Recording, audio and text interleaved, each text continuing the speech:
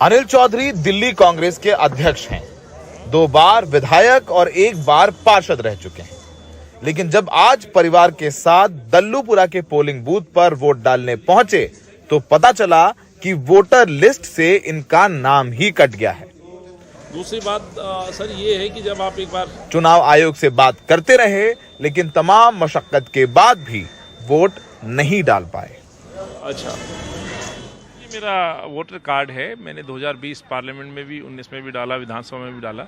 उन्होंने ये कहा कि आपका वोट शिफ्ट हुआ है। कहाँ शिफ्ट हुआ ये नहीं बताया गया है। सवाल ये है कि आप इस लोकतंत्र के इस पर्व में लोगों को ज्यादा से ज्यादा वोट डालने के लिए अपील करते हो और दूसरी तरफ उनकी वोट काट देते हो जो वहीं रह रहे हैं।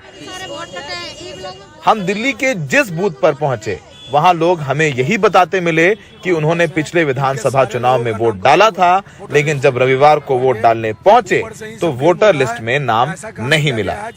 समस्या ये है, बीएलओ हमारे 8 वोट है, 8 2 की आई है, 6 की पर्ची ही नहीं पहुंचाई बीएलओ ने और आया बच्चा लौट गया। चुनाव आयोग को ये सोचना चाहिए कि जब परिसीमन हुआ था उसके बाद के सारे जो लिस्टें हैं टोटल डिस्ट्रीब्यूट, अगर ना तो जो ऑनलाइन सर्चिंग है उससे ना मैच कर रही है, जो उन्होंने वेबसाइट ऑलरेडी दे रखी है ना तो उससे कोई मैच कर रही है, नो इन्होंने जो लिस्ट जनरेट कर रखी है उससे भी मैच नहीं कर रही है। सारे के सारे वोटें जो है डिलेटेड के स्टैंप मार के रखी है जिसका कोई वजूद नहीं है। मतलब क्या मुद्दे हैं इस बार निगम चुनाव में आपके? इस बार मुद्दा क्या है, जब वोट में वोटर लिस्ट से नाम ही काट दिया तो मुद्दा क्या रहेगा सर? वोटर लिस्ट से नाम ही कट गया। इस बार वोट दिया था आपने विधानसभा में? हाँ जी, लोकसभा में? हाँ, दोनों बार दिए हैं, लेकिन इस बार नाम ही वोटर लिस्ट से नाम ही कट गया इस बार। आप आए यहाँ पोलिंग बूथ पे, क्या देख रहे हैं?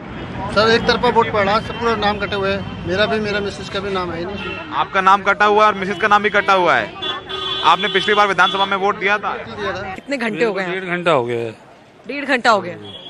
पहले दिक्कत आ रही है। पहले मेरे को भेजा यहाँ पे पीछे वाला 28 ब्लॉक में, फिर उसके बाद कहते हैं यहाँ नहीं है वोट तुम्हारा, इधर चले जाओ। इधर आया हूँ तो ये कह रहे हैं वो उधर चले जाओ, तुम्हारा थाने के पीछे है, रेलवे स्टेशन के पास। अब 4 बंदे हमारे साथ, 3 और हैं, 2 बुजुर्ग और हैं, उनको मैं कैसे लेके जाऊँ?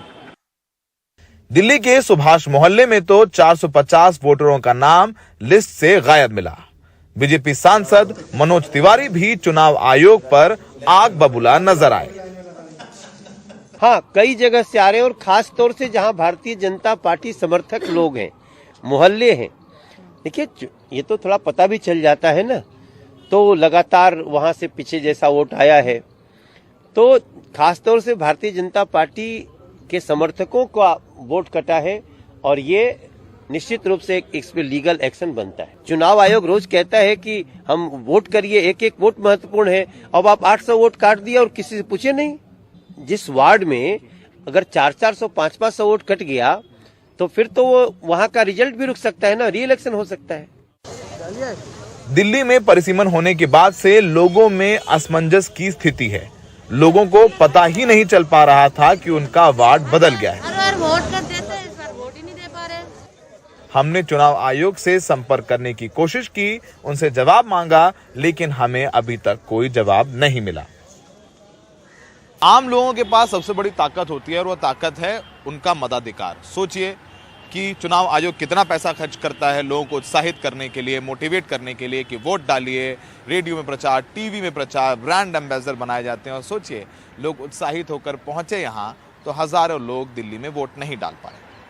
चुनाव आयोग की एक बड़ी जिम्मेदारी बनती है कि अगली बार ये घटनाएं, ये किस्से ना सुनाई दे, ना दिखाई दे, ताकि लोग जो है उत्साहित ही रहें।